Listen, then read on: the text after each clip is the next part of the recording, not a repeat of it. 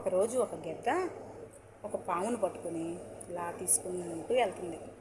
అదే సమయానికి ఒక ఆమె పెరుగు అమ్ముకోవడానికి తట్ట నెత్తిని పెట్టుకొని నడుస్తూ వెళ్తుంది. ఆ గెద్ద తీసుకెళ్లే పాము నోట్లో నుంచి విషం చొక్కొచ్చి ఈ పెరుగులో పడింది. ఆ పెరుగులో పడిన సంగతి ఆమెకు తెలీదు. ఆమె పెరుగు అమ్ముతానికి వెళ్ళింది. అక్కడ ఒక కాంటాయన వాళ్ళ నాన్నగారికి సంవత్సరికం భోజనం పెట్టాలి అని చెప్పి ఆ పెరుగు మొత్తం తనే తీసుకున్నాడు. తీసుకుని భోజనానికి వచ్చిన పెద్ద ఆయనకి ఆ నిండుటి పెరుగు చక్కగా వేసి భోజనం పెట్టాడు. ఈ భోజనం తిన్నాయన చనిపోయాడు, పెట్టినాయన చనిపోయాడు. ఆ పెరుగు అమ్మిన ఆమె చనిపోయింది.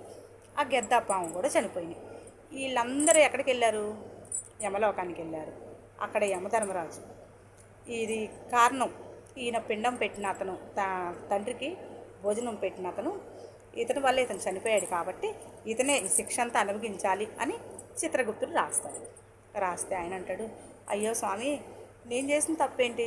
మా నాన్నగారు సంవత్సరికం ఒకరికన్నా భోజనం పెట్టాలి అనుకున్నా, అంతేగాని అందులో విషయం ఉన్న సంగతి నాకు తెలియదు కదా. ఏదన్నా ఉంటే మీరు ఆ పెరుగు అమ్మిన ఆమెను అడగండి అని చెప్తాడు. ఆ పెరుగు అమ్మిన ఆమె అంటది, అయ్యో నేను అమ్ముతానికి వచ్చాను కానీ తప్పు నాది కాదు కదా, ఆ విషయం ఎలా పడిందో కూడా నాకు తెలియదు కదా అని ఆమె అంటది.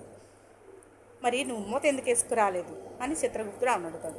నేను వేసాను, గాలిదేవుడిది తప్పు, గాలి తోలి అది పక్కకు తొలికింది అని చెప్పింది. గాలిదేవుని పిలిపిస్తారు. ఏంటయ్యా ఈ పని అంటే, అయ్యా గాలి వీసటం నా ధర్మం, నేను లేకపోతే లోకం పనికిరాదు, తప్పు నాది కాదు అని అంటాడు. సరే అయితే పాము వదిలినందుకు నీకే శిక్ష అంటాడు. అయ్యా నేను భయంతో వదిలాను కానీ కావాలని అందులో వదలలేదు, తప్పు నాది కాదు అని పాము అంటాడు. గెద్ద నీకే శిక్ష, నువ్వే పట్టుకున్నందుకు.